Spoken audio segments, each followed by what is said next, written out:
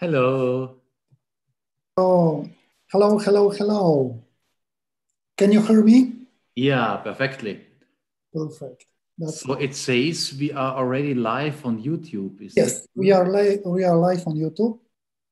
Yeah. So you can prepare. You can share your screen if you want. Mhm.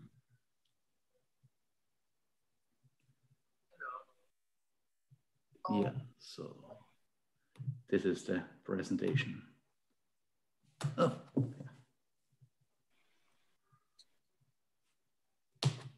That's perfect. Perfect. Yes.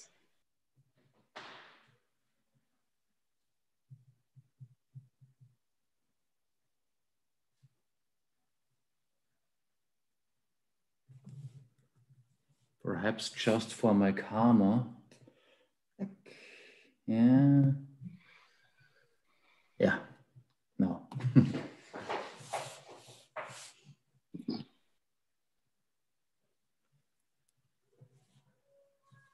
So people can join on YouTube or just here in Zoom, wherever they like. Okay, cool. Yeah, so okay. So we have 10 minutes. You can prepare yourself. Yeah, and Yeah. we see in 10 minutes. Great, see you around. Yeah.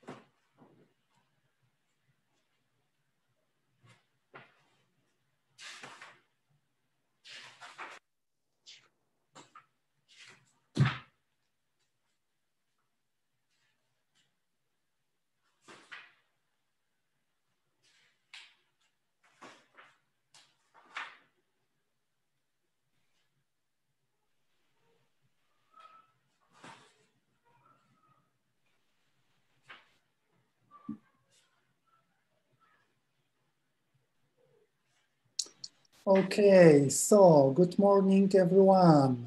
Good morning. With Zoom and YouTube. Okay, nice to see you on this Saturday afternoon. Thank you for being with us. That's amazing. Today's meeting will last approximately about 2 hours. So first, write on the chat if you can hear us, if you can see us. Everything is okay?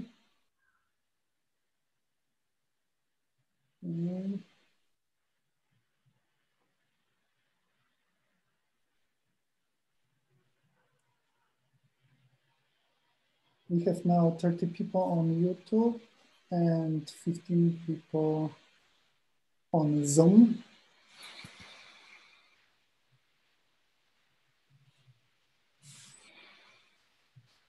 Okay, my name is Darek Kalbarczyk. I'm the organizer of NG Poland and JS Poland conferences. And today we have a very special guest, Manfred Steyer. He is a trusted collaborator for Angular. So I think he will tell more about himself. Manfred, I'm giving the microphone to you. Yeah, so thanks for having me. Yeah, I'm Manfred. I'm a trainer and consultant for Angular. I focus for Angular in the enterprise. That means all my customers are building huge enterprise scale applications with Angular. And besides that, I'm part of the Google Developer Expert team, of the GDE team. And I'm also, as you mentioned, a collaborator for Angular. That means from time to time, I'm implementing features for Angular, or to say the least, for the Angular CLI. For instance, I implemented differential loading for Angular back then. Yeah, and now I'm really happy that I can use the time today to talk about one of my favorite topics, namely how to scale huge enterprise applications with Angular.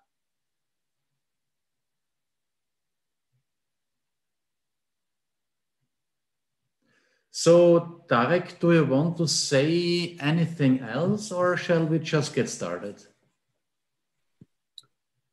I think we can start now. So as I said, we have about maybe less than 2 hours of meeting.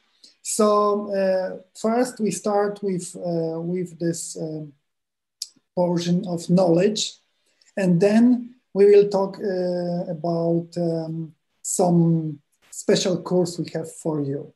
So yeah, you can start now. Okay, great, cool.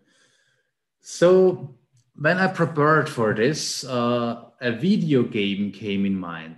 Perhaps you know this video game. It's the Incredible Machine. It's quite old meanwhile. It was licensed by Sierra in 1992. And it's a lot of fun. Nowadays, as a programmer, I would say the goal of the Incredible Machine is to provoke a side effect. Here you will see shortly that this down, it triggers some mechanism, which in turn triggers the cannon and so on and so forth. But see by yourself. It falls down, this mechanism is triggered, the cannon triggers the balloon, and so on and so forth. It's really a lot of fun. But honestly, if your software architecture looks like this, then you have really an issue, don't you? Because if you have a situation where you change something here and break something there, you are lost. You will not be capable of extending and managing this source code anymore. And for this very solution, I'm presenting, or for this very issue, I'm presenting a solution today. I have prepared 3 things for you I want to show you in this webinar. We start with an Monorepos, which already provides some means for preventing an incredible machine. We will go on with strategic design. And then we will see an example that is using both of them. Let's get started with monorepos.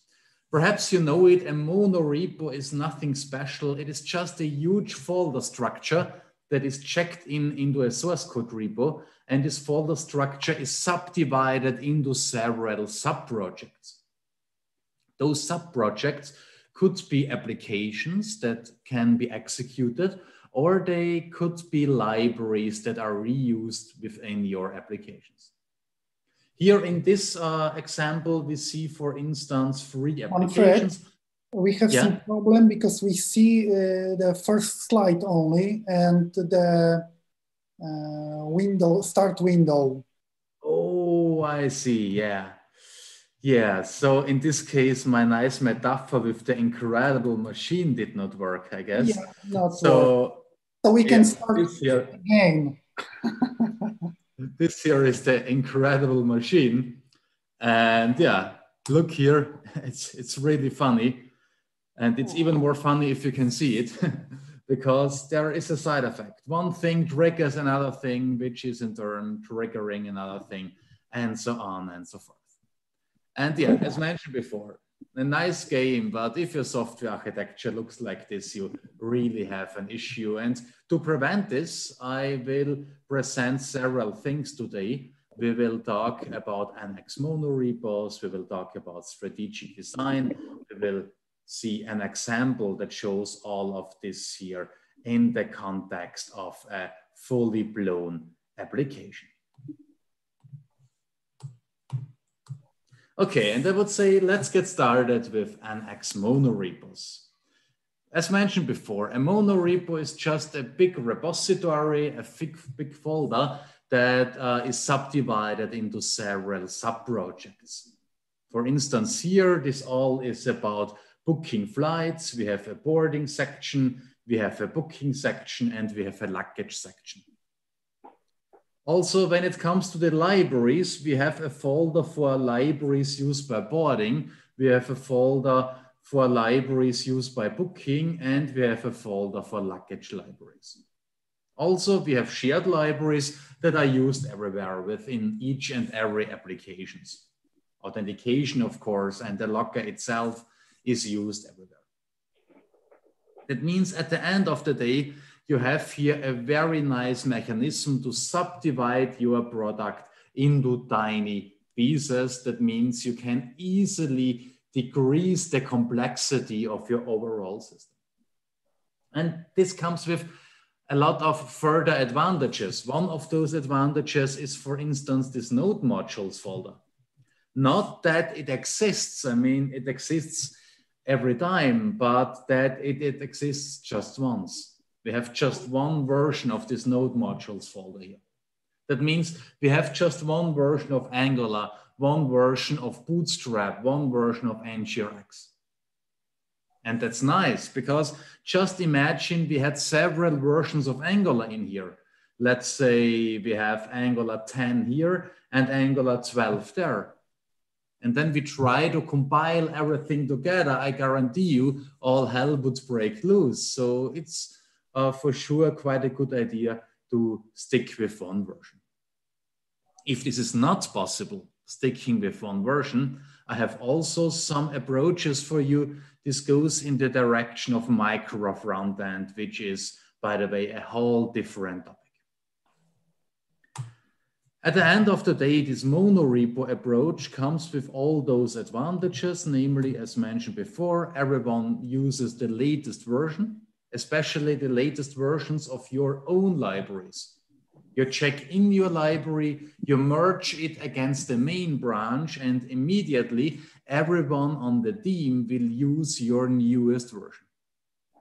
You don't need to version your library.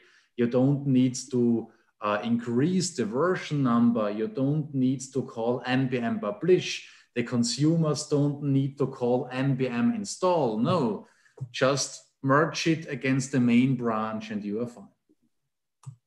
Also, you don't have version conflicts because everyone is using the same version. Well, in theory, you could have an indirect version conflict.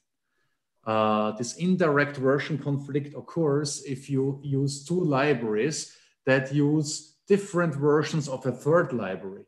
Then you have an indirect version conflict. But if you have something like this, you will find out very, very soon, because the compiler will tell you, and then you can resolve it on the spot. You don't postpone such huge issues, you resolve it on the spot. Also, as mentioned, sharing libraries is easy. You don't need to npm publish your libraries all the time. You don't need to npm install it. You just check it in and merge it against your main branch. I mean, this is one of the biggest pain points when it comes to using libraries. You have to implement them, you have to publish them, you have to install them, you find the bug, so you fix the bug, you increase the version number, you publish them again, you install them again, you find out, the bug is still there, so you fix the bug one more time, you increase the version number, you publish it, you install it, you see it, this is everything but fun. With the monorepo, you don't have this issue anymore. If you're not sure about the monorepo, one thing could be quite interesting for you, namely the monorepo is not a one-way street. You can move back and forth all the times. For instance, let's say you have this very nice authentication library and it's part of your monorepo. That means your applications can use it quite easily. But also, in order to make it usable by other applications using other repositories implemented by people in other companies, you can publish it using npm. And so you get the best of both worlds. You can easily work with it and others can install it via npm. Honestly, this monorepo approach comes in two flavors, and you should really know those flavors. Otherwise, you will end up as a very confused person or in endless discussions, in discussion cycles, and both isn't that great, isn't it? One flavor is the so-called project monorepo. It's like a big workspace for your software system. In .NET, people call it a solution. .NET developers use solutions for over 20 years because this is what you get when you create a new project with Visual Studio. It was not even heavily discussed. It is just a default to go with. And this solution is subdivided into applications and libraries. Also workspaces, if you think on, let's say, Eclipse. Eclipse has this concept of workspaces that also groups applications belonging together. This is what really well works out in practice. Besides this, there is this story about a company-wide monorepo. This is what you find in companies like Google and Facebook. And yeah, it's a bit astonishing, but Google and also Facebook are only using one huge monorepo. Several gigabytes of source code are in there. And it works there quite nicely because they have special tooling and they have adopted their processes to this. They have special tooling that is only checking out what they need or that is only recompiling what they have changed. And they have adopted their processes. If there is a new Angular version, the process tells them, well, publish this Angular version under a separate branch, tell everyone about it, and after some time, merge this branch against me. The thing is, Google and Facebook is big enough to have the necessary pocket money for creating a lot of tooling for themselves and for adopting processes. Normally, this is nothing we have. And that's why I've rarely seen the company-wide monorepo out in the wild. But what I'm seeing on a regular basis is the project monorepo. So try to get started with it. Perhaps it grows into not exactly a company-wide monorepo, but into a bigger one, into a product suite-related monorepo, something like this. So perhaps you're wondering how to create a workspace, which is just another name for monorepo, with the CLI. And the answer is, it is really straightforward. Obviously, you need the CLI. You can create a new workspace, ng-new, and then, and this might be new for you, within this workspace, you can generate applications and libraries. That means the workspace is not one big application anymore, one big application with this source folder you might know. Instead, your workspace is just a wrapper, an envelope around your applications and libraries. Both can be served, no, just the application can be served, and both can be built. This can be accomplished already nowadays with a traditional CLI application. If you love this idea of putting things of your system, parts of your system belonging together in a bigger monorepository, you will also love NX. NX is what I'm calling the sugar dip on top of the Angular CLI. NX is enhancing the Angular CLI with new features. And the best of it is, at the end of the day, it's still a CLI-based project. It is still a traditional project. It just has additional features. And one of those features is this here. You can easily visualize the structure of your application. You see which application is interacting with which libraries and which libraries are interacting with each other libraries. And this is vital for a huge enterprise software because you need to avoid that everything is coupled to everything else. In this case, you end up with having an incredible machine where you change something here and break something there. Perhaps you're wondering how to use NX. Well, it's more or less the same as with the CLI. Instead of ng-new, you just need to use npm init. This is downloading the newest NX version and creating a new workspace with it. And then there are some optional switches. For instance, when creating a library or also an application, you can define a subdirectory to substructure your monorepo in a more nicer way. Let me show you a demonstration for this. In this very demonstration, I have a simple Angular application. Let me start it. And during it starts, let's have a look into the source code.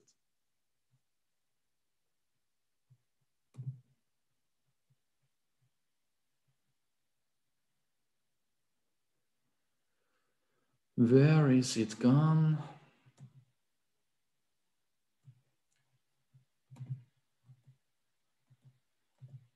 Here we are. Let's have a look into its source code. So if you look in here, you see we have several applications and we have several libraries, and it's still more or less about booking flights. There is a flight application, flight administration. There is an external application with stuff for external websites, and there is a dashboard for management. They want to know how many tickets we've sold. Besides those applications, there is also a libs folder with libs used by all those applications. There is a logger lib, a flight lib, a dashboard lib. If we look into our example, the flight app looks a bit like this. It is straightforward, nothing I would call home about.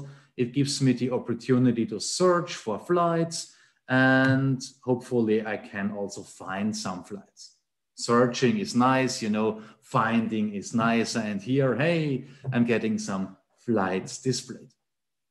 So if you look into the source code for this, The flight library is exactly what is fetching this data from the backend. It is accessing the backend. It is asking the backend, hey, can you please give me flights from here to there? If we look into this flight library, we see this is just traditional Angular code, nothing special in here. Just traditional Angular code.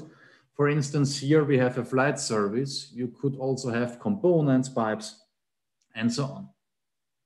One thing that is a bit special is this index.ts. This index.ts is the entry point for your library. Everything that's exposed here is visible to other parts of the system. That means other parts of the system can leverage the flight service, for instance. There is even a fake flight service for testing. There is a flight entity and the flight lib module. This is exposed. This is the public API. And this is already an important concept for a stable architecture. Deciding between something that's publicly available and something that is private. In general, it's always a good idea to write shy code, code that is that shy that it keeps private. Because everything that's private is your secret, your little tiny secret, and everything you can keep a secret can be changed afterwards. If you change something that has been published, if you change something others are aware about, then you might introduce breaking changes. So as you see here, this is key for a stable software architecture. But besides this index.ts, this is just a chunk of traditional Angular code. If we look into the applications folder, here we have the flight app, and this flight app consists of several use cases. For instance, there is a flight booking use case. In here we have flight search, and this flight search component is using our flight service. It is using the flight service from our library. But one cool thing here is, perhaps you've already seen it, you don't need to go with paths like ...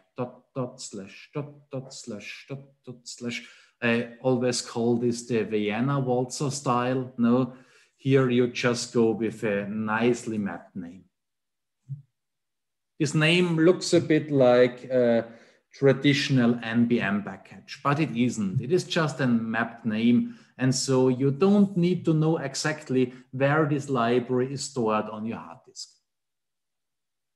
This gives you a lot of flexibility. You can move it around, you can switch it out for specific customers and so on. Perhaps you're wondering where this mapping is defined. Well, the thing is, in your project's root, there is a dsconfig base JSON. And in here, we have those path mappings, and NX creates them for you. You don't need to deal with them. It's the job of NX to generate all of this. But here you already see that this pretty name, flight workspace, flight lib, points to the public API of flight. This is where the cycle closes.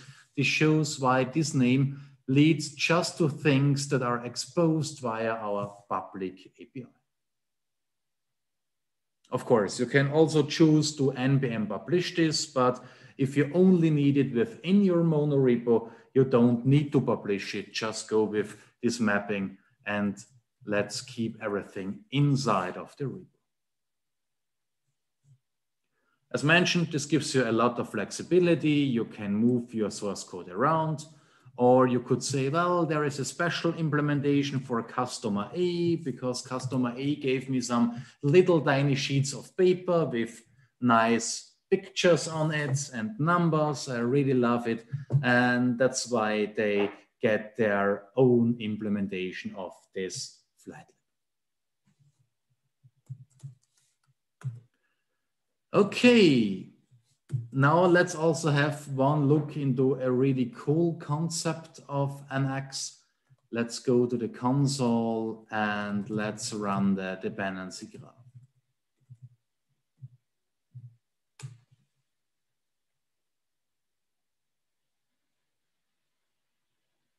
Yeah, and now you see that you see nothing, but when clicking on select all, you see all the parts of your software system. And as you can see here, we are already going with verticals. We have several verticals that don't know much about each other. We have one vertical with a dashboard application and a dashboard library for the management. One vertical with external stuff for other website. One quite huge vertical for flight administration and flight app. And here is a shared area with our locker library.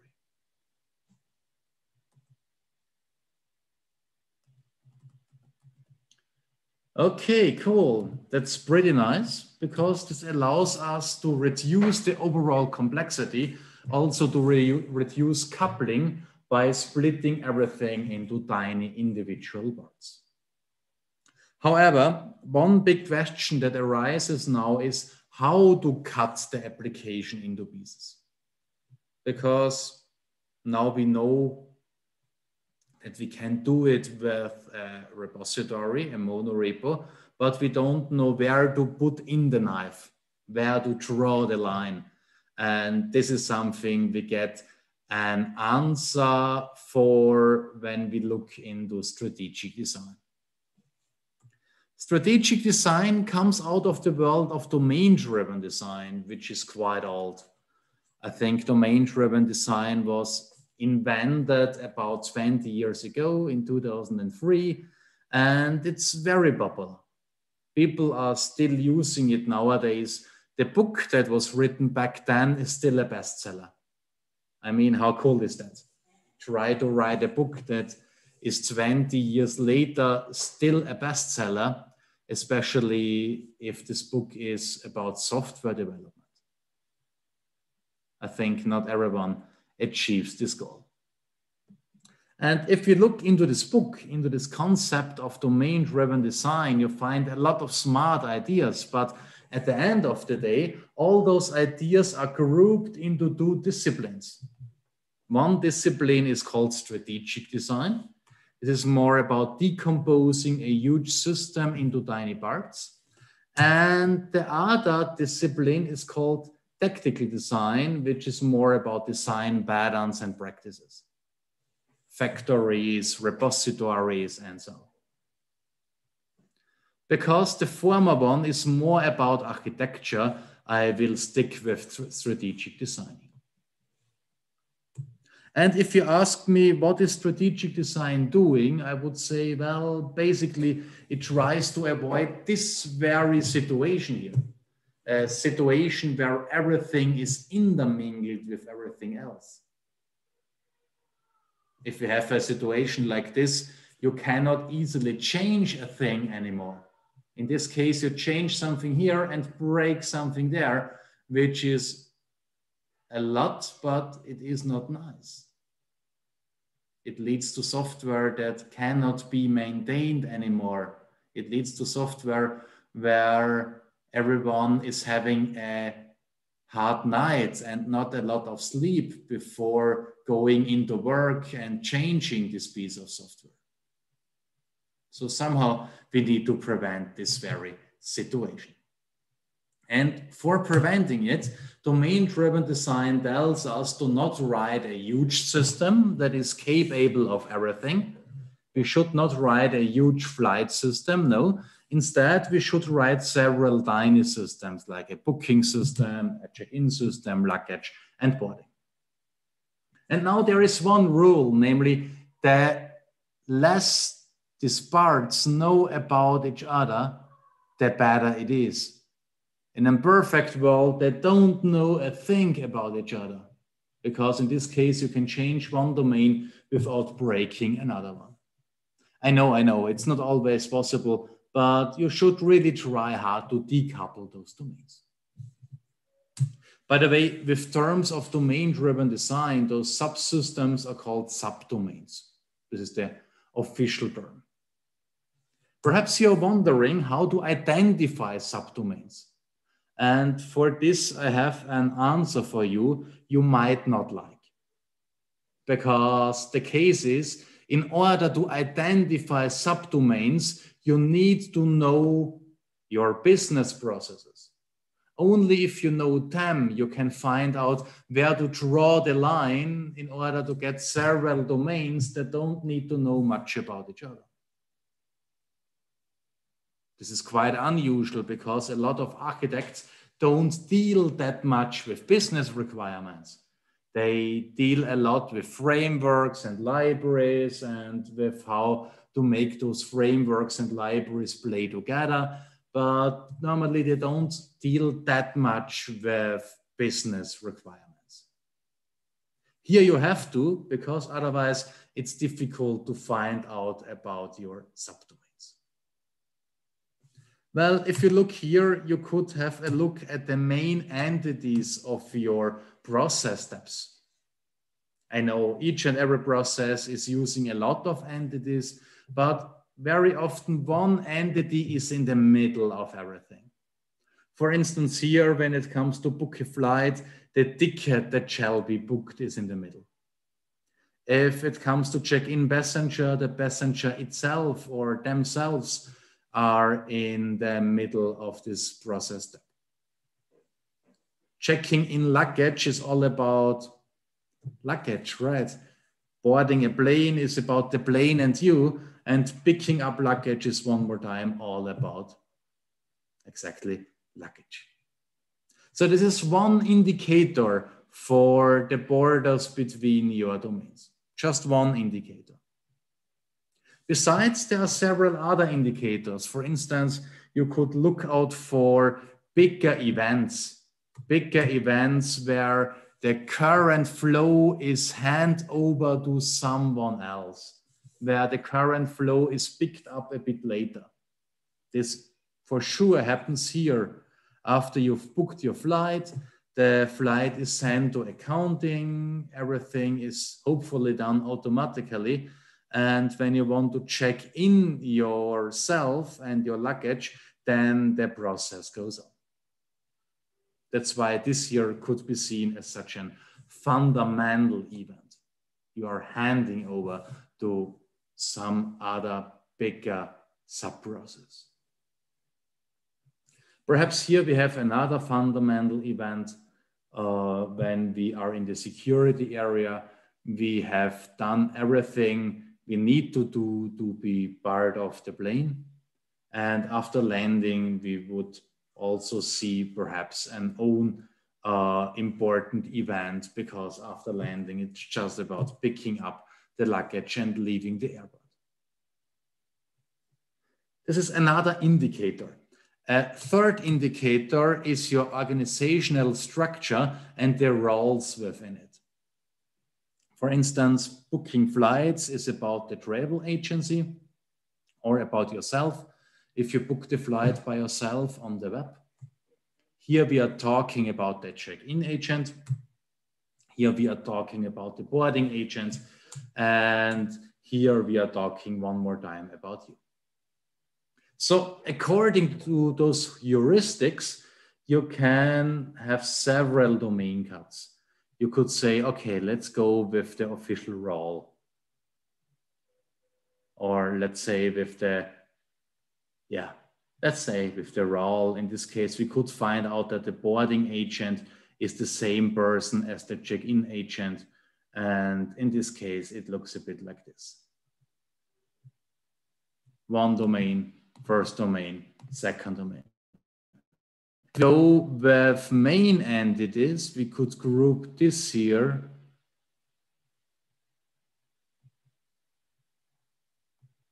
plus that here, and this is another candidate for domain cutting. And finally, you could also look at those fundamental events, in this case, everything that happens on the airport, in order to be allowed to enter the plane would be grouped into one domain. You already see this is not about hard science. This is more of a weak science. You only have heuristics to find out about good candidates for domains. At the end of the day, the decision is on yours. That means you need to start with some assumptions and trade-offs. By the way, if you look into a domain, you find a data model that is specific to this very domain. In domain-driven design, we don't even try to model the whole world. Instead, we just model a tiny part of the world that is important here, that makes sense within our domain. If you look here in booking, this is all about a flight with prices, free seats, and in boarding, this all is about flights and tickets. We model them separately. And perhaps you say now, well, come on, I don't want to model it separately because this leads to duplication. And my answer is perhaps. That's not sure, because it's a fact that different domains have a different view on the same things.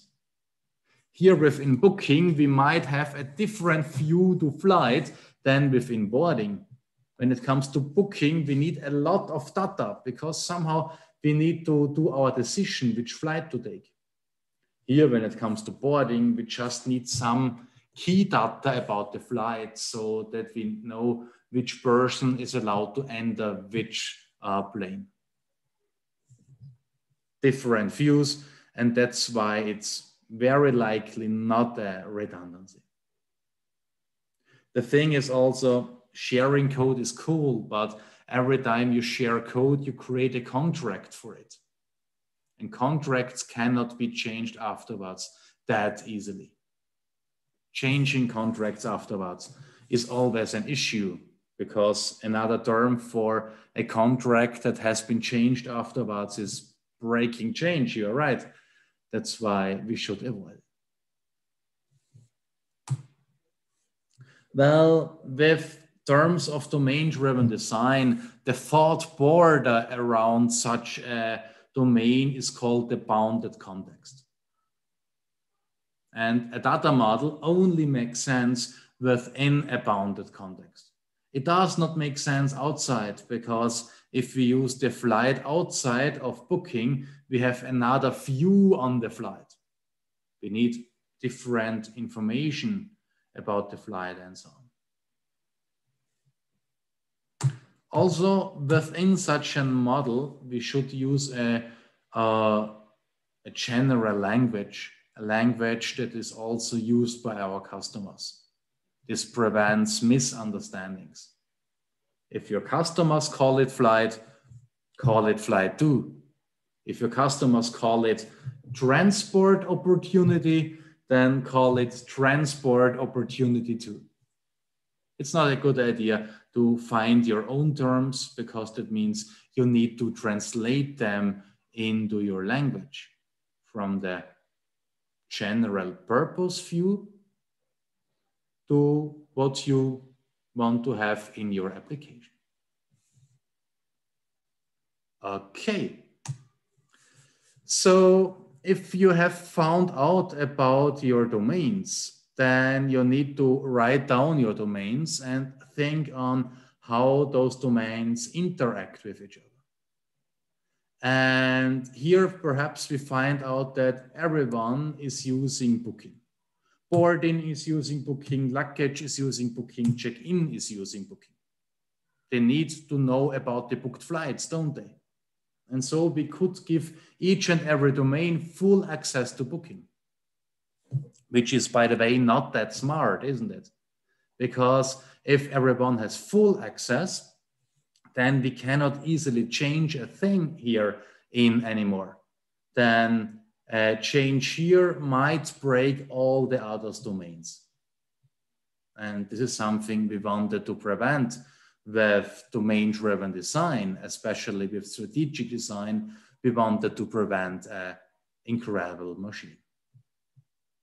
A better way of doing things would be to introduce a shared kernel, which is just a bunch of shared libraries, owned by all the domains. One drawback of this is something that is owned by everyone is at the end of the day owned by no one. There are no clear responsibilities. It belongs to everyone. And that's why we don't treat it normally that nicely. Common property is normally treated very worse. If you don't believe me, visit a public toilet and you will immediately find out what I meant. So here we don't have clear responsibilities, and so we might end up with breaking changes. This is somehow like cleaning up a shared flat. I always say it, the person that thinks that this flat is dirty shall clean it. You can imagine how this flat looked alike. Yeah, no clear responsibilities, and that's why this might lead to breaking changes. Another approach for this is going with an API. The official domain-driven design term here is open or host service. Here we talk just about a tiny API that is exposing selected things of the domain, not everything, but only selected things. Perhaps this file and that file is exported. The rest is hidden inside of the domain. The rest is a secret of the domain. That means the rest can be changed all the time. But we are not allowed to change the exposed stuff in a breaking way, because this would obviously break other domains. Domain-driven design comes with a lot of further ideas for cross-domain communication. But for the time being, I will stick with the concepts we have seen so far. Because this all is enough to show you how to structure a big NX monorepo. Using the ideas of strategic design, I would create some subfolders in my monorepo. I would create one subfolder per domain. For instance, we could get started with a booking subfolder and a boarding subfolder, and perhaps I'm creating a subfolder for shared stuff. Shared stuff like the official shared kernel defined by domain-driven design and other technical libraries. I'm saying this, other technical libraries, because officially the shared kernel is not about technical libraries. It's about domain-specific libraries, about flights and about planes and about employees. But of course, you have to put your technical stuff somewhere. And this is also what I use this shared folder for. After you have defined your folders, you can start to fill them with libraries. And to make it a bit easier to think and talk about this, the people behind NX defined several categories of libraries. One category is the so-called feature library. A feature library is a library containing everything for a feature. Most of the time, it's full of use case specific components. The thing is, a use case specific component cannot be reused that well, because it's use case specific. There is no way to reuse it easily with other use cases. It has been built for this very use case. And there's nothing bad with this at all. We need components like them, because at the end of the day, everything is about implementing use cases, isn't it? But for the sake of, let's say, reusability, we can create another kind of library which contains so-called dump components. The use case specific components are very often called smart components. Here within the UI libraries, we are going with dump components or presentational components. Those are components that are not specific to a specific use case. They are use case agnostic. And because of this, they can be reused. For instance, think on a datetime picker. What does your datetime picker know about your use cases? I tell you, nothing, niente, nada, nulla. Nix, gar nix, nothing at all. It doesn't know a thing. And that's why it's reusable. That's why it can be reused within each and every use case dealing somehow with dates. I mean, this date time picker does not even know about which kind of date we are talking. Do we talk about a delivery date, an order date, a deadline? It does not know. And that's why it's reusable. These UI libraries are also the place where you would put your design system. The next layer with libraries is what I'm calling the domain libraries. They are about domain-specific code. They include all the data structures we get from the server, for instance, flights or tickets, and they provide services operating upon them. For instance, a service loading flights from the backend or saving flights there. Last but not least, we have utility libraries, and they contain general purpose utility functions like authentication, I18N, like converting strings into dates and vice versa. Those are the 4 categories we have. And the thing is, if we really go with those 4 categories, we have everything in order. It is easier to find out where to find a thing or where to store a thing. There is less discussion about this topic. And this is vital in a huge team because it does not work if you have to start a discussion every time you add a component to the system. So everything has its place. Besides this, because of those layers, we can also introduce access restrictions. And one restriction could be that one library is only allowed to access libraries below.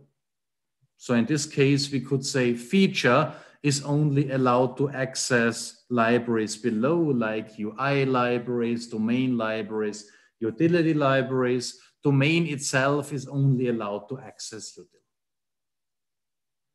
Those access restrictions prevent that everything is intermingled to everything else. Think on the incredible machine. This is what gets prevented here.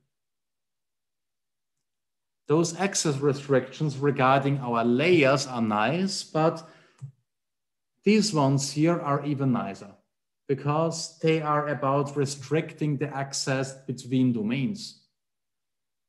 Here, the booking domain is not allowed to directly interact with boarding and vice versa. They are decoupled from each other. A booking library is only allowed to talk to other booking libraries and to talk to your shared kernel. But that's it. One more time, this prevents intermingling, this prevents coupling, this prevents the incredible machine. And as mentioned before, you can use the shared kernel for sharing stuff, or you could go with an API that is exposing selected stuff from one domain for others. Something from here, and perhaps something from there. And obviously, this needs to stay backwards compatible, otherwise you break your system. Perhaps you say, well, that's nice. Everything has its place. We have access restrictions, which are preventing a highly coupled solution, but somehow that's that exhausting. So many boxes, that's that exhausting. And my answer here is no, it is not exhausting at all. And for this, there are several reasons. One reason is that normally this here is not a full rectangle. Normally, the use case specific libraries like feature libraries or domain libraries go into the real domains, and technical utility functions or helping components go into the shared kernel. That's why it's not that overwhelming. And besides this, creating such a box, creating such a library is really a piece of cake. You remember it, just type in ng generate library and you are fine. That means if you switch your mental model from Angular modules to Angular libraries, you are safe. Don't create Angular modules anymore. Use an NX workspace and instead of modules, go with libraries. Saying this currently, there is a one-to-one relationship between libraries and modules, but that will change in the future. Modules shall become optional. That's the goal, that's already on the roadmap. And even more, it's cool to have libraries because when modules go away, ng module, libraries give you a different way of grouping stuff belonging together.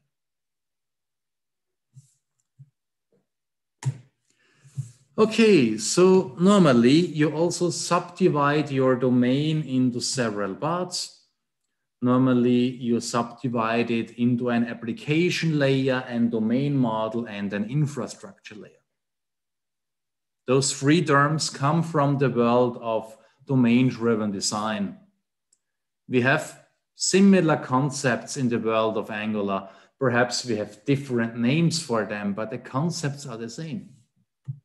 The domain model is your bunch of entities, your TypeScript interfaces modeling what you get from the backend. Plus it contains business logic, or to say the least, logic operating on them. I know most of the logic is located on the server, but a little tiny amount of logic is normally needed in the client too. Something like if we defined that we are charging a flat rate, we cannot define a rate for a work hour or a rate for a work day because we agreed upon a flat rate, to just name one example. Okay, this is here what the domain model is about, your entities, your business logic. The application layer is better known as facades in the world of Angular.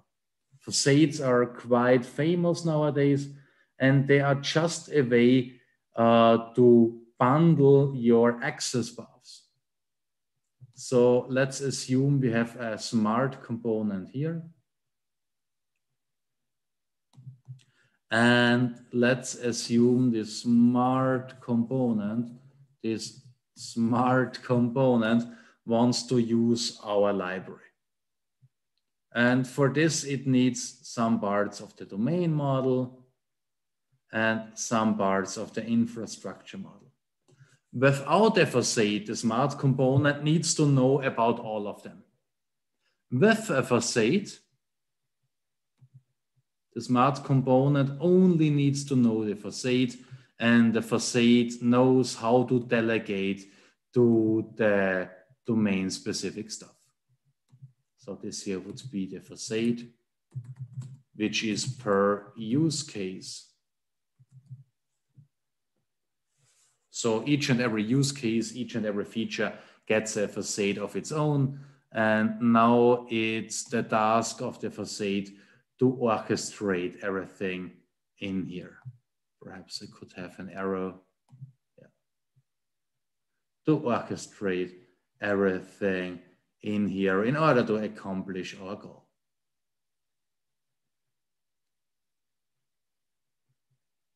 Yeah. Another good thing about the facade is it allows you to introduce heavyweight frameworks afterwards. For instance, we could get started with a behavior subject in the facade, a behavior subject storing our state. And perhaps we are switching to something like an NGRX store a bit later. That means we don't need to start with something heavyweight like an NGRX store upfront. We just postpone this decision. We start with a behavior subject and introduce the heavyweight stuff just on demand. And if you ask me, this is about a good architecture. A good architecture allows something like this. A good architecture does not respect everything upfront. This is very likely an over-engineered architecture. No, a good architecture allows you to adapt it to your needs, to adapt it to your learnings you did during the project. After the project, we are most of the time smarter than before the project. So it is good to be capable of adopting it. This is what happens here. Well, besides this, the remaining infrastructure layer consists of entities and let's not call it entities, let's call it data services fetching our entities in the backend. I think this is the biggest use case for it. You have your data access services. Besides this, the infrastructure layer might also abstract other parts of your architecture, like browser APIs you want to abstract away in order to make them exchangeable and or testable. This is what happens here in the infrastructure part. Okay, that's pretty nice and leads to a nice self-describing architecture. We have this architectural matrix, don't we? Perhaps you also like it. Perhaps you say now, well, that's really nice. Everything has its place. We have access restrictions and hence loosely coupling, but really layers are that much 1990s, aren't they? Well, the thing is, yeah, perhaps layers are that much 1990,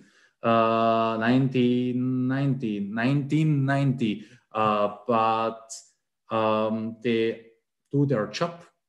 This is one thing. And on the other side, you can feel free to use alternatives to layers like hexagonal architectures or clean architectures. Because at the end of the day, what I talk here about is not about layering. What I talk here about at the end of the day is subdividing a big application into tiny parts and restricting the access between them. Because only when restricting the access, you can make sure that they are loosely coupled to each other, that they are not intermingled with each other, that they don't end up being an, incredible machine. This is what this is here about, and not about layering. Saying this layering can help to achieve this goal, for sure. Okay, nice. So we have seen a lot of things so far, most of them in theory, and that's why it's time for a little demonstration that shows everything in practice. If we look back at our dependency graph, we see more or less we already have domains, more or less. We have at least a dashboard domain, an external domain, a shared part with the Locker library, and a very big flight domain. It is far too big because very likely the flight domain consists of several other domains like booking, boarding, luggage, and so on. And also we just have one or two layers depending on your side of view. We don't have those 4 layers we've talked about before. What I want to do now in this live coding demo is I want now to implement another domain that fully aligns with the theory we've seen before. And when doing so, you will clearly see why this theory is beneficial for you. Let's get started. For this, I'm jumping out to my console. And here I'm generating a new library. And this library is called feature check-in. And with -- directory, I'm defining a directory name, which is on the same time, the name of a domain. Let's call it luggage. I want to check in my luggage. Here, a lot of NPM packages are installed at the end. Normally, you can skip this.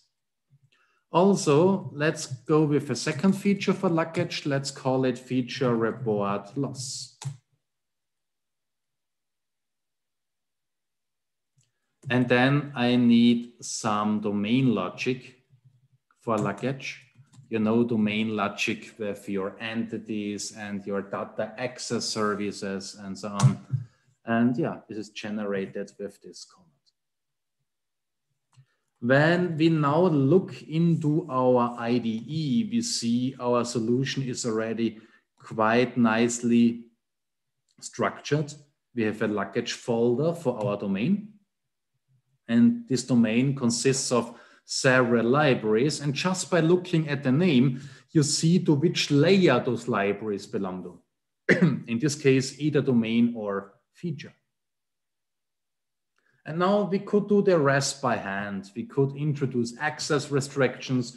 We could introduce building blocks like data access services, facades, entities, components. But the good message is we don't have to.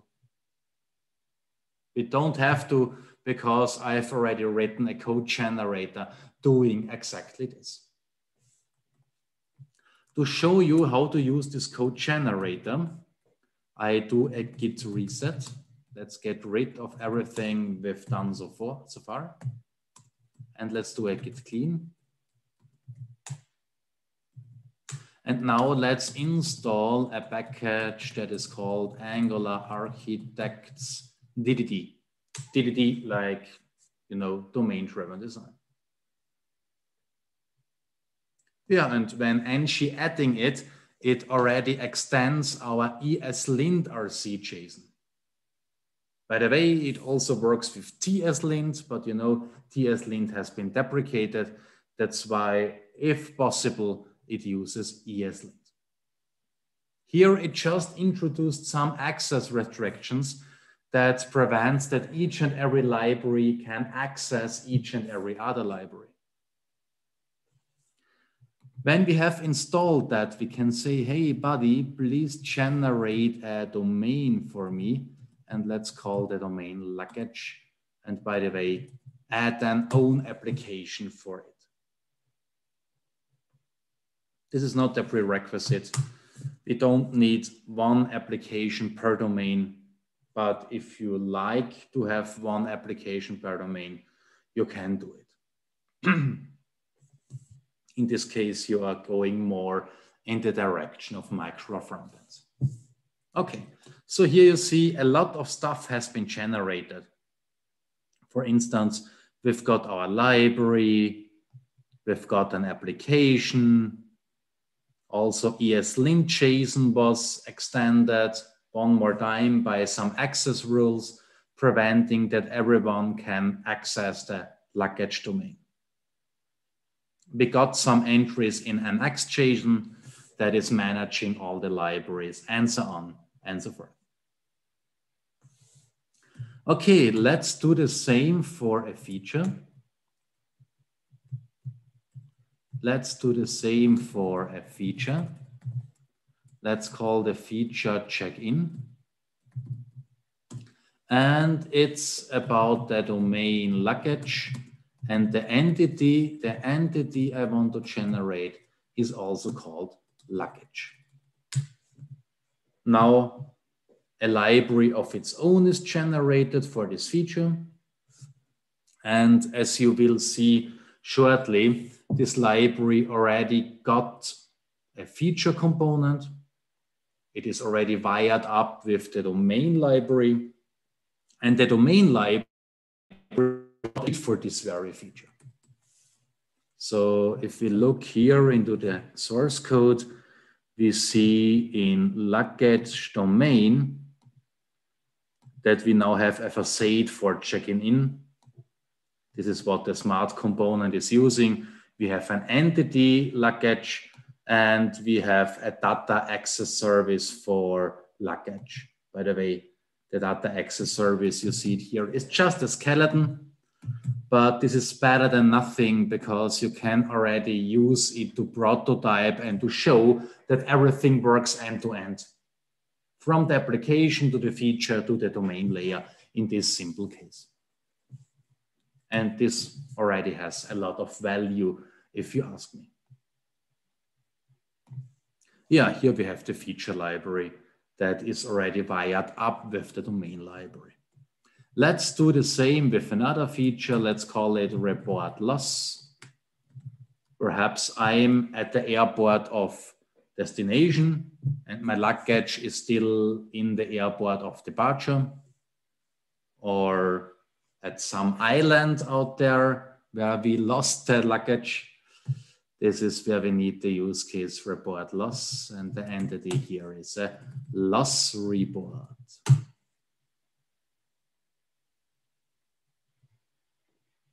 Yeah, a lot of stuff is generated. It's more or less the same as we have seen before. Okay, now let's create a dependency graph for this. And this will show you something beautiful.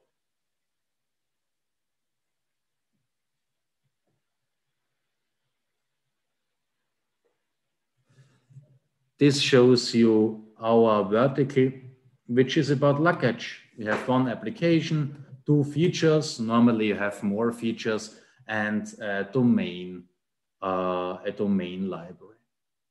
A beautiful diamond, isn't it? Another thing that's nice here is that this code generator already introduced some access restrictions. It's just a matter of configuration in NX. You can just extend some configuration files to get them. This plugin is doing it for you. For instance, one thing that's very interesting is that a library is not allowed to directly access libraries from other domains. That means something like this here is strictly forbidden. I'm not allowed to do things like this, to directly access another domain. If I wanted to access another domain, I could use a shared kernel. For instance, here, a shared kernel with my local library. Or I could go via an API exposed by my domain. Perhaps this API is importing selected stuff and then re-exporting it for the consumer. This works for sure. And as mentioned, we can always use the shared kernel from within everywhere. Yeah, and this gives us a lot of order. It makes that our architecture is not destroyed, no broken windows anymore. Let me try this out. Let me try to break my architecture by introducing this connection here that's not allowed. I want to access flight library from within luggage feature checking. For this, let me restart Studio Code. The reason is Studio Code only reads the configuration file with what is allowed to access what in term when it's restarted. Instead of restarting it directly, you could also say restart the TypeScript language server. Okay, now Studio Code should be aware of my access restrictions. And now let's do what you see here. I'm moving to luggage feature check-in. Luggage feature check-in. And here I try to access something I'm not even allowed to access, namely something from within another domain, my flight lib. And you already see it here. I'm getting a lot of red squiggles telling me that I'm in the domain luggage now. Luggage feature check-in module is part of the domain luggage. And hence I'm only allowed to access other stuff from within luggage and stuff that is provided by shared. Obviously, this here is neither. It's not from luggage, it's not from shared, so I'm not allowed to access it. You can get the very same on your console. Just call ng-linked, luggage, feature, check-in. We should see the very same error messages here. Yeah, I was never that happy about errors and warnings before. It tells me that domain luggage can only depend on domain luggage and of course domain shared. And this is really cool because if it works on the console, it works everywhere. It's like in the song New York. If you can make it there, you make it everywhere. It's really the same here. In this very case, it means you can automate this check as part of your CI process. Or even better, as a guard for merging your feature branch into your main branch. Perhaps it's not even allowed to merge something into main if an error like this occurs. That's why I mentioned before, with this feature, you don't have any broken windows anymore. No one can break the architecture. If they break it, they cannot check in the source code. How cool is that? Okay, to finish here, I want to show you one last thing. I've mentioned that this code generator is wiring everything up for you. And because of this, you can immediately jump to your luggage application, which is here in apps, luggage. And within your app component, you can immediately call one of the generated components for your features, like the component for your check-in feature.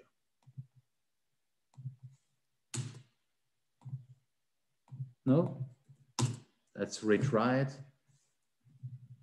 Okay, IntelliSense does not work. You know this issue.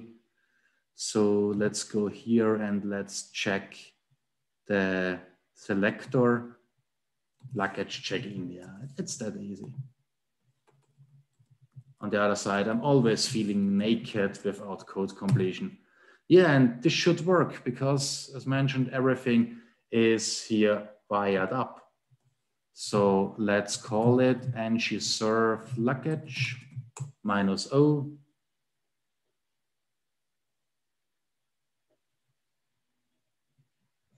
Let's cross fingers. Yeah, let's take a different word. It's okay.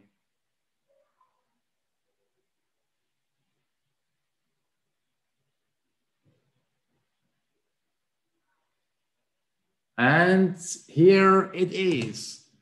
Yeah, it just displays some data, but this proves that everything works end to end, as mentioned before, from the application through the facade in your from the application through your feature component, through the facade in your domain library, through your data access service. It works end to end. Pretty nice, isn't it?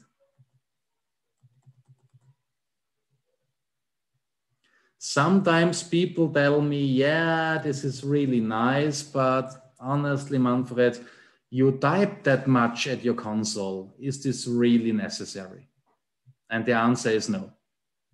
I do it because I like it better than clicking. I'm not that much of a mouse person. I'm more of a writing person. But if you want to have an UI for this, you can install the NX console for Studio Code. In this case, you can do everything I've shown you so far with clicking on those commands here. For instance, here you can say generate a dependency graph. This even works together with the library we've used with the DDD library. You can use this here to generate a feature or a domain or something else.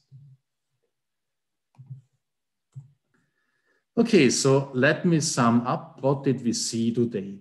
We've seen that using an NX monorepo is really cool because it helps with a lot of topics you have when implementing huge enterprise scale applications. We only looked at few of them. There are several more features regarding enterprise development in there. We have also seen that subdividing a big application into domains and perhaps also layers is beneficial because this brings a lot of order into your system. Everything has its place. You can more easily talk about your architecture. It is easy to talk about this matrix, if you ask me.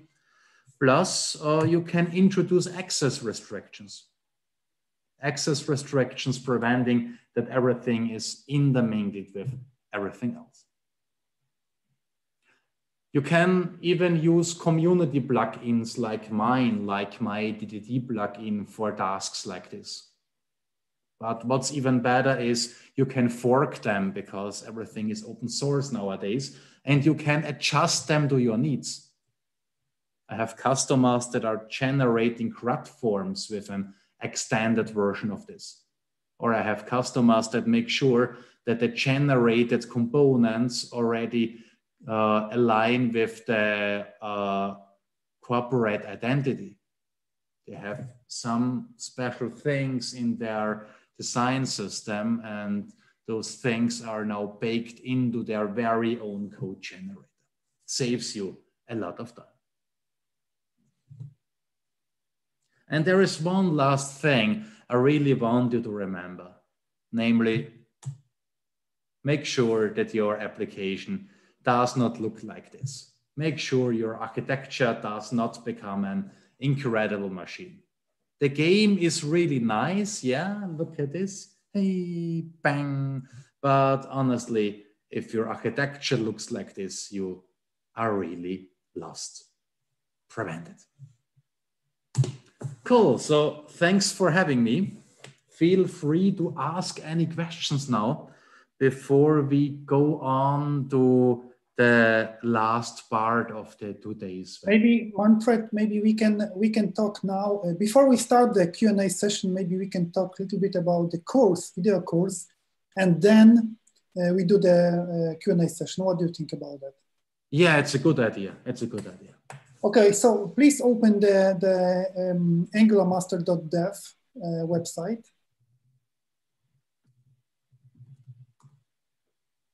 Here we are. Do you know this guy? And can you go to the pleasure agenda? Here it is. Yeah, and let's discuss a little bit the agenda. Yeah.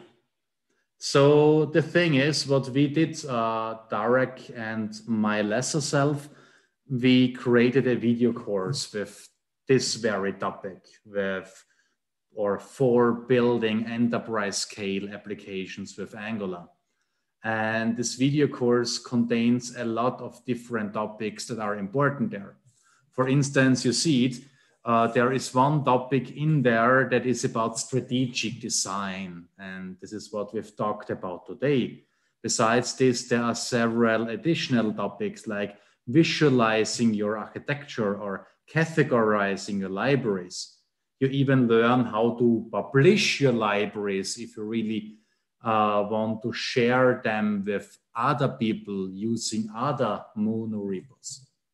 It's about enforcing architectural specifications like we have seen before, defining that one part is not allowed to talk with another part. The thing is also, when you have a big monorepo, you have to recompile everything time and again. And to prevent this, you can go with incremental builds.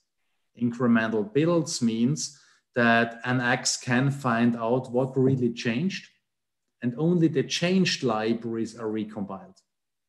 The rest is just taken out of a cache.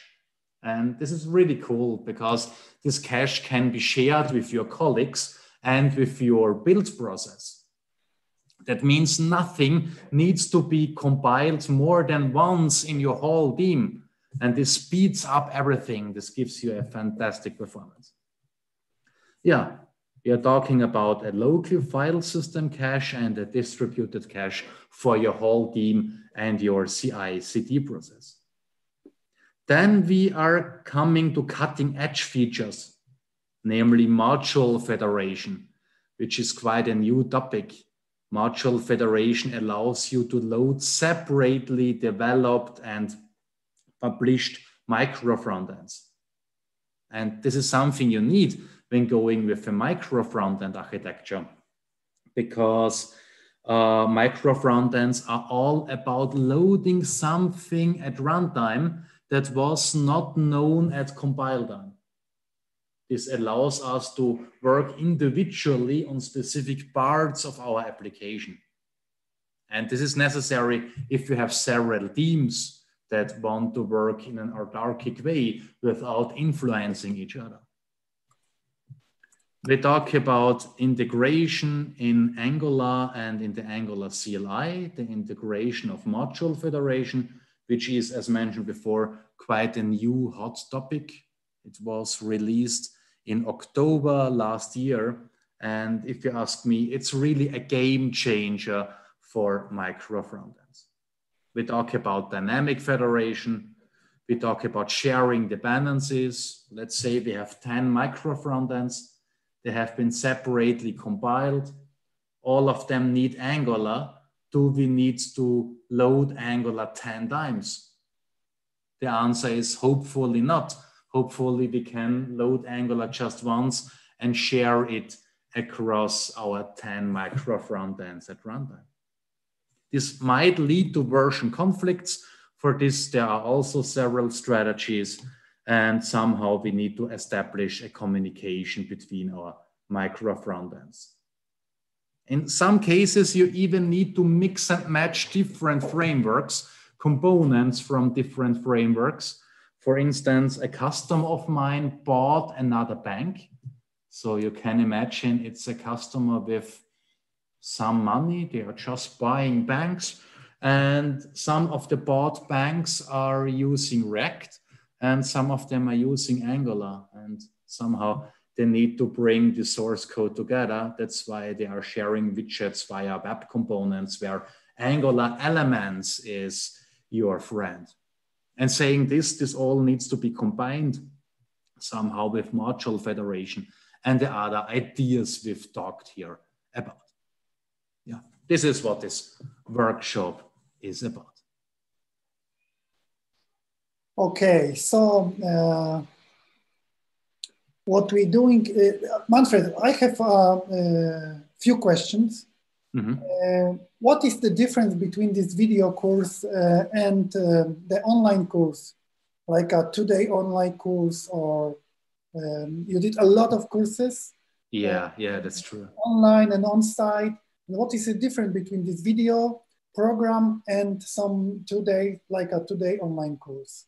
Yeah, that's an important question, because at first sight it's similar, but it's really different from the learner's perspective, because when it comes to a video course, you can watch everything when you have time for it, when you need it, or when you like to watch it. You can even rewatch it if you didn't understand it. And you can skip parts. For me, this is always important, because honestly, every one of us knows some things of this. That's always the case when going into a course. And no one of us likes to waste time for sitting there and listening to something we already know. And so it's nice to be capable of skipping the next 5 minutes, because this is something you already know. Or perhaps you say, well, I don't like theory. I'm not a theory person. I'm more of an exercise person. Then you can directly jump to the exercises. So at the end of the day, it is better supporting you with your very own learning style.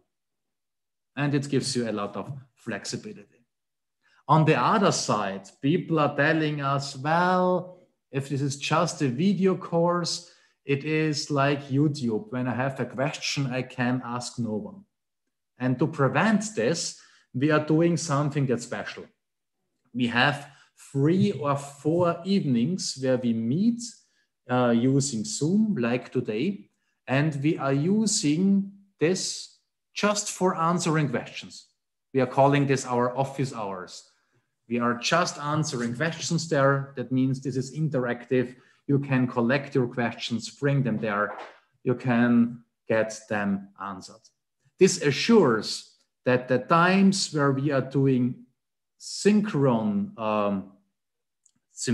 or synchron learning is used best. You don't need to listen to things you already know, you get your answers. Yeah, that's perfect. Thank you so much. So as Manfred mentioned, we have something special in this video course. This is not normal video course. You have also the Zoom meetings with the mentor. And we have also the closed community on some social media. So you can access to people like you and talk to these people and change some ideas, discuss about the program. And before, what we're doing today is a pre-sale. So the course starts in May, and if you buy it today, you have the 40-day satisfaction guarantee. So when the program starts and you say, okay, it's not for me, we just give you money back. So I think it's all about the course. If you have any questions about the course, this is the good moment. If you have any question about the Manfred's presentation, today's presentation, also is a good moment. The people on Zoom can just ask us, unmute and ask, and people on YouTube can write in the comment. So now is the time. Great. Perhaps one last thing about this course, one last thing that's very important for me. This video course, even though it's called a video course, is not only about videos. It's not only about recordings. We also have a lot of exercises, a lot of lab sheets you can go through, and those lab sheets allow you to experience all those topics in your own pace with your own focus. That's very important, because if you ask me, just by looking recordings, you don't learn a thing. You need to do exercises. You need to make your hands dirty. This is something that's really important for me as someone who dealt a lot with teaching before. Manfred, Bogdan asking about the demo code and presentation. Can we share it? Yeah, totally. After this workshop, I'm sending it to Darek, and I think Darek will send it out to you. Okay, that's perfect. Yeah. Any other questions?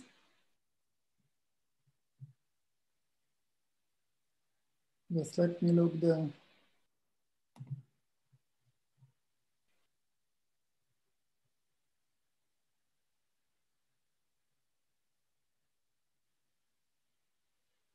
Okay, Manfred, can you see the YouTube chat or not? Currently, I have the Zoom chat open. Okay, so okay. I will copy and paste some question. Oh, that's good. Yeah, yeah. There is one question from Jakub. Can you tilt the band on domain? So, well, technically you can configure it, but if you go with this mindset, a utility library cannot depend upon a domain library. That's why the utility library is most of the time a general purpose thing. Most of the time, it's not even Angular. It is about helper functions doing general purpose stuff.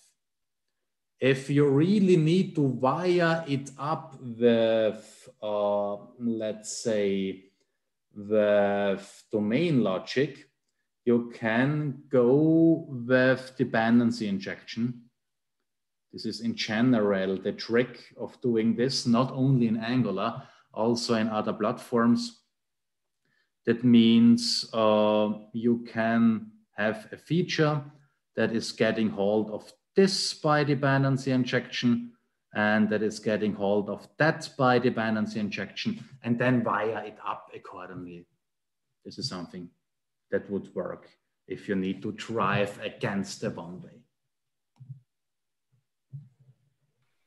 Okay, this was one question. Next question from Nona. Sorry? Can you see the next question from Nona? There is a question from Marek. So let me just go on with the next question. I'm seeing here. Marek is asking how to start with a monorepo once you already have an application on production. What steps should be made? Yeah, that's a perfect question. The thing is, I did this with tons of customers in the last years. And the first question I'm always asking is, why do you want to do this? And if the customer says, well, because it's modern, I'm saying, keep it as it is. Because making it modern is not a good reason. You need to have a reason that serves your business. Another customer told me, well, it is really hard to extend something. I'm changing something here and I'm breaking something there. And meanwhile, we have 3 teams working on the same code bases. We need to structure it in order to prevent it from becoming a food gun. And in this case, it really makes sense. And what we do here is we are just starting with a clean NX workspace, and then we are copying everything over from the current project into our NX workspace with this very structure here, with this matrix.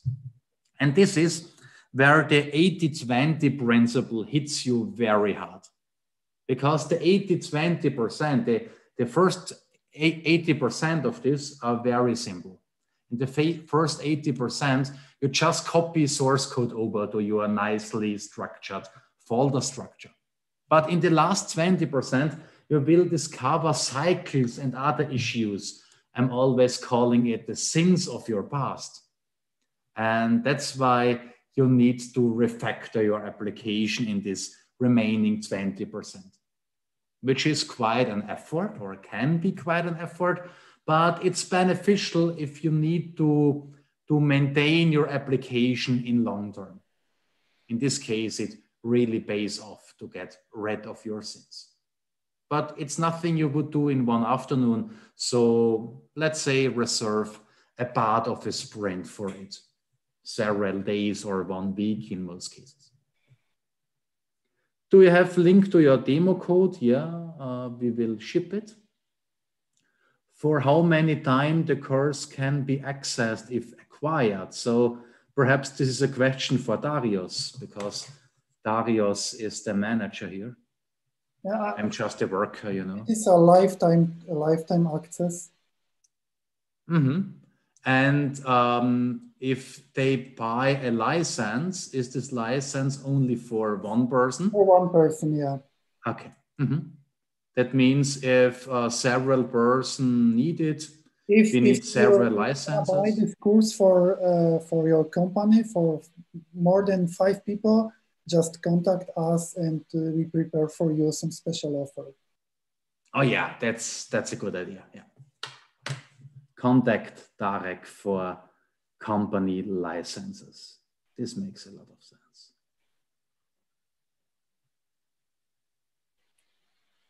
Link to your demo. Yeah, we will send it out via email. I've already seen this.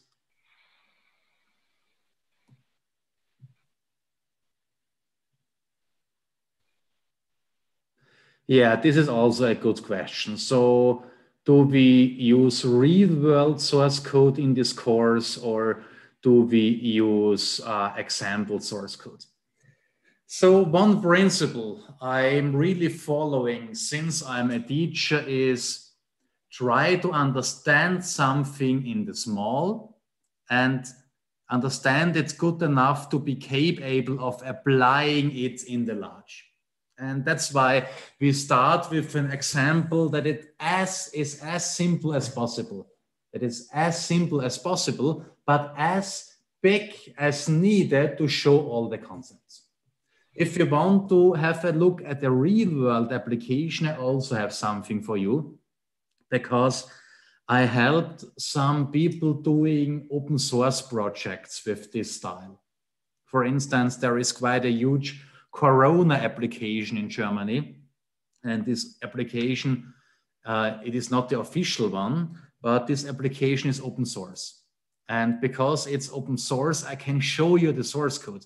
I cannot show you the source code I did together with banks or insurances, but this can be shown. And as it is a real world example, as it is pretty huge, you get the best of both worlds, namely the small, easy to understand example for the course, and in addition, this big real world example that gives you a feeling about how it feels for a big application.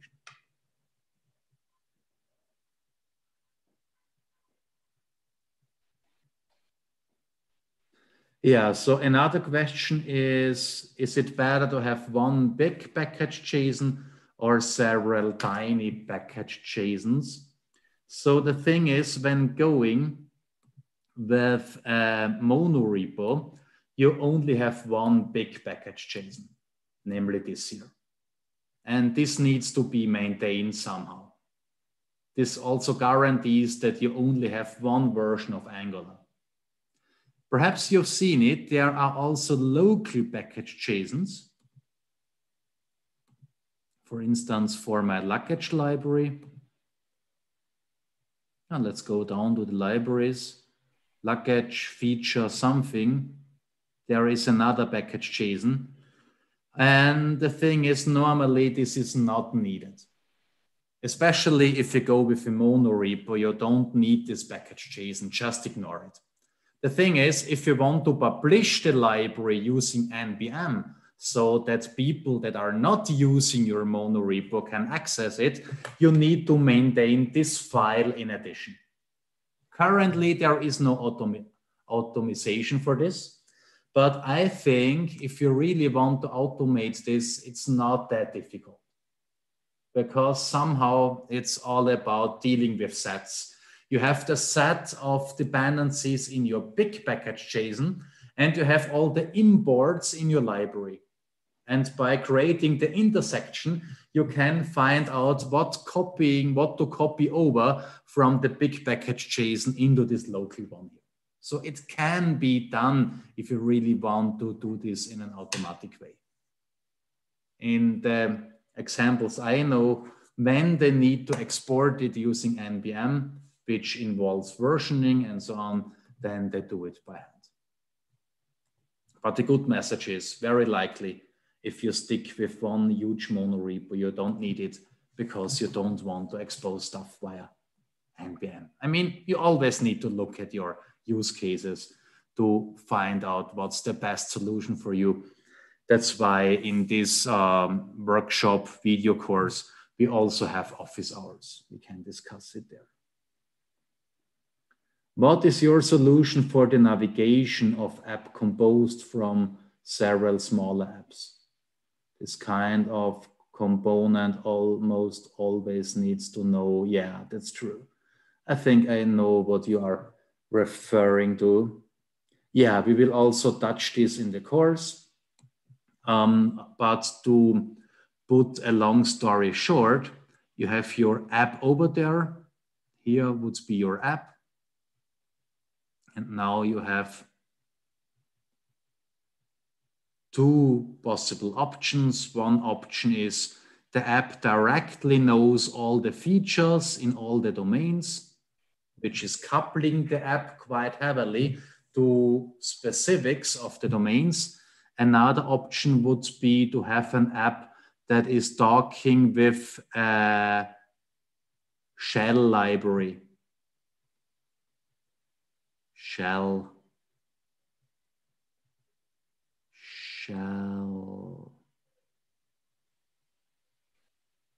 And the shell library knows here the features, and then the application only needs to know the shell, which is preventing this high amount of coupling. You can, of course, go more into depth regarding this. There are some discussions here. What about example adapters from domain models? Yeah. So this is also an important question. The thing is, if you are lucky, you get the data structures from the server you need. Exactly the data structures. But if you are not that lucky, then you get data transfer objects that need to be somehow changed, transferred, adapted to what you need in your use cases. And for this, of course, if you cannot influence how the backend works, you need to do this transversion in your source code. In easy examples, that can be done with pipes. In more advanced examples, you need to map in your client code from the data transfer object to something like a view model. And this can be done, for instance, in the facade. We've seen this facade before. This is where this transformation can happen. Transformation from data transfer object to a view model and vice versa. If you add ngrx to the game, then you can do this within effects and selectors. This is not a focus topic of this workshop. Perhaps we will have another workshop about ngrx, but of course we can discuss such things in office hours. I have a lot of examples for this because I also have an ngrx workshop where this is always a huge topic. Does this course have sections on authentication and authorization? No, not directly. Here we are really focusing on the macro architecture. This would be also an additional workshop about security, but one more time, I'm more than happy to discuss this very topic in the office hours. I have a lot of material, perhaps you know it. I've written quite a heavily used library regarding authentication. I really know OAuth and OpenID Connect well, so feel free to bring your questions to office hours. Does module federation solve the huge Angular JSON files? Yes and no. Yes and no. The thing is, if you have several repositories, then this issue is kind of solved, because then you have several repositories with tiny applications, and so you have several Angular JSON files. If you go with a monorepo, then this issue is not solved, because then you still have this big Angular JSON. If you ask me, this is really a topic that needs to be resolved by the Angular team. We really need a solution for this, because this is something that hurts. The thing is, you can use micro frontends together with several repositories or with a monorepo. This is also something we will discuss in this workshop. Oh, by the way, hello Lars, good to see you here. Did not recognize that you are here today, so good to have you here. Jakub also asked another question. Should shared UI components be imported through a shared API? If you ask me, it depends a bit. It depends a bit. I am always saying, if the shared UI library is domain specific, yeah, then put it here. If you only need it in one domain, then put it here, because this prevents coupling by incident, as I call it. You cannot even couple it to another domain because other domains don't have access to it.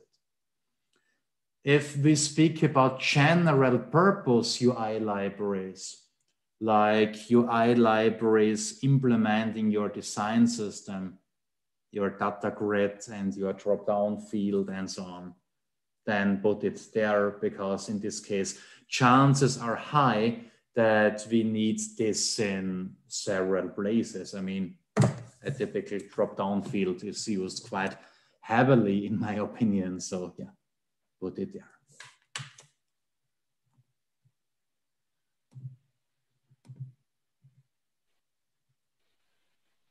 Will you talk about framework agnostic micro frontends, or is this course focused on Angular mainly?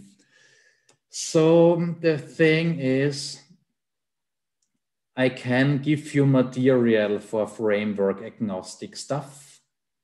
And we are also talking in this course about web components. So yeah, if you really need this, you will get answers here. It is not a main topic, and I tell you why. It's not a main topic because there is not a straightforward solution for multi-framework micro frontends. A system where one micro frontend is using Angular and another micro frontend is using React. It's doable. It is a rocky way, but it's doable. For this reason, we are also talking about web components, and I can give you hints regarding how to deal with this rocking way. I went through it several times. I've written down a lot of stuff regarding this. So yeah, you will get answers regarding this. Perfect. Any other questions? In the meantime, Manfred, can you tell us a little bit about two bonus materials we will prepare for people? Yeah. Okay. With pleasure. Yeah, the thing is, sometimes Starek and me have good discussions, and in one of those discussions, we found out that we could provide some bonus material because, you know, as someone who is providing services, it's always a good idea to provide a bit more than promised. And one bonus section will be about Ivy and how Ivy can influence your architecture in midterm. In short term, nothing will happen because Ivy is in short term about small bundles and about being backwards compatible. But Ivy brings a lot of potential. It is really smart. Underneath the covers, there is a lot of potential for new ideas, like going zoneless or working without Angular modules. And if we work without Angular modules, we need to find a replacement for it and discover how this works together with our architecture. And this is what we will explore in one of those bonus chapters. In another bonus chapter, we will show how to publish your Angular application in the cloud. I'm an Azure guy. That's why I will use the Azure cloud. There is a product called Azure Static Websites. It's quite new and it really fits well for publishing Angular applications. This is another bonus chapter. Perfect. Okay, so thank you very much. I think we cover most of the topics we plan, or all the topics we plan. And yeah, so if you have any question about course, just write email or wherever, contact us, me or Manfred. And I will send you some summary mail I think in Monday. It's Saturday today, so in Monday you receive some summary mail with everything about course and how to buy it. If you have the link today, because the pre-sale is only for the next week and is only for our customer or mailing list people. So one more time, thank you very much. Thank you, Manfred, for thank you. Presentation. Pleasure. Great Q&A session. Thank you all for being with us in Saturday. It's not easy, I know it. Okay, so thank you very much, and see you next time. See you.